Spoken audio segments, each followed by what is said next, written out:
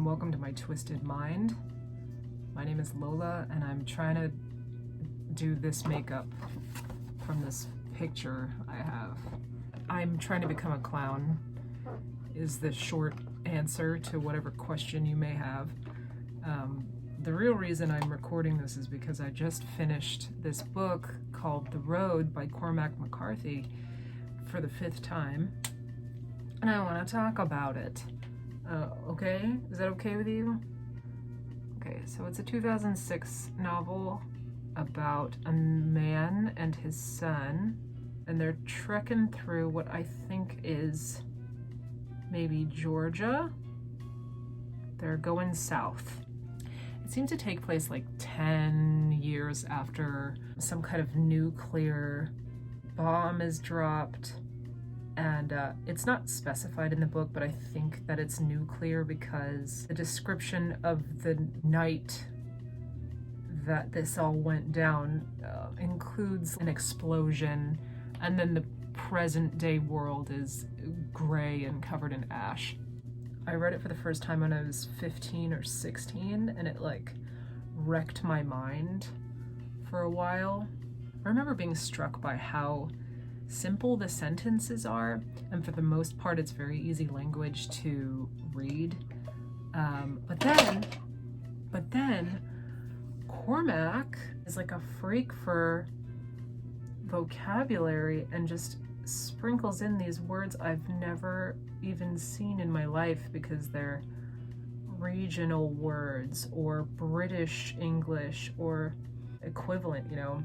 And I actually started a note in my phone where I was keeping track of all the words that came up that I didn't know, and it ended up being like 3 fat scrolls long. They included words like grike and pampooties. Normally, I have trouble reading books that use a lot of 50-cent words because it makes me think the author is an asshole who like thinks they're smart, you know, for knowing these words. In this case, it's pretty easy to skip over them. Like, they don't really impede your understanding of what's happening. It's pretty easy to tell.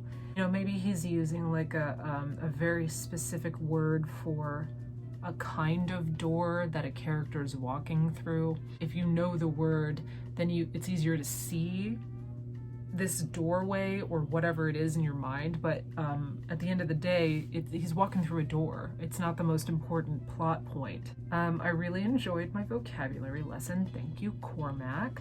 But also, I think it's amazing how much ground is covered with pages and pages of sentences like, they laid down for a while, and soon they fell asleep. They ate in silence while the fire flickered between them. I do not know what has happened, but that's okay, because I could be in the road world, getting diarrhea and sleeping in the woods, which is 2 things that happens in that book. If you love diarrhea and you love sleeping in the woods, you're gonna love The Road. I thought maybe reading this super sad book would help me not think my life is bad. Not that I think my life is bad, but like I'm definitely experiencing some circumstances that are super stressful to the point where I'm like breaking out in hives and breaking into tears and breaking into people's homes and stealing small cans of peaches. Just kidding, that happens in The Road.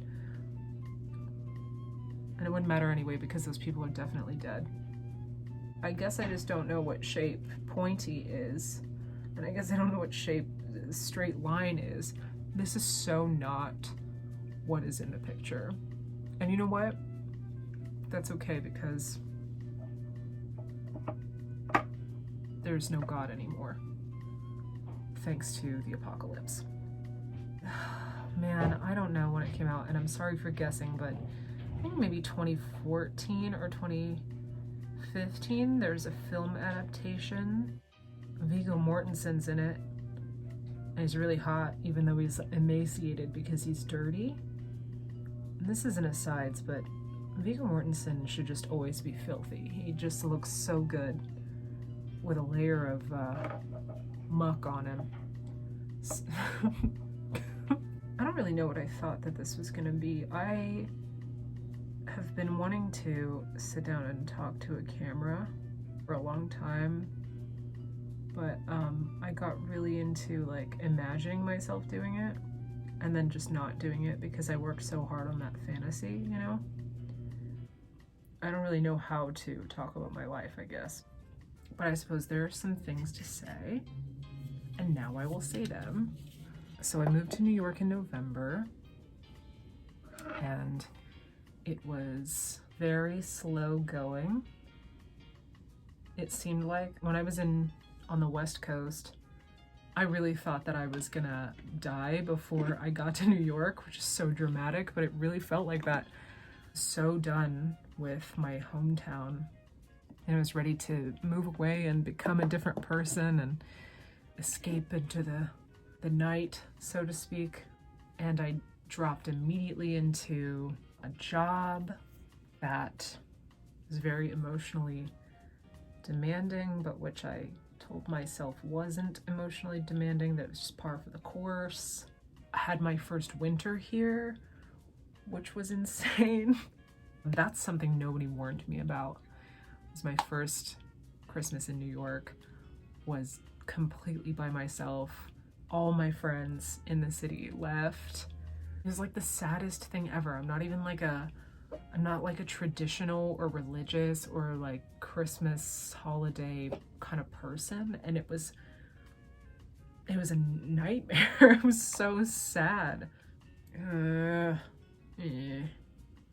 This is all practice. I'm just practicing. It's fine. We're talking about practice, not the game. Anyway, it's been like 6 months of self-discovery. It's everything that I anticipated, which feels wild to say. It feels like fake to be like, yeah, I like wanted to do this thing, and then I went and did it, and everything that I expected would happen happened. It's like a big ol', very 80s. The type of clown who wears this makeup in the real world is starting to emerge for me, and it's really coming across more football than like seductive Pierrot. You're like a clown in high school and you're going to a football game and you don't like sports, but your crush is there, and so you're trying to be supportive of the team.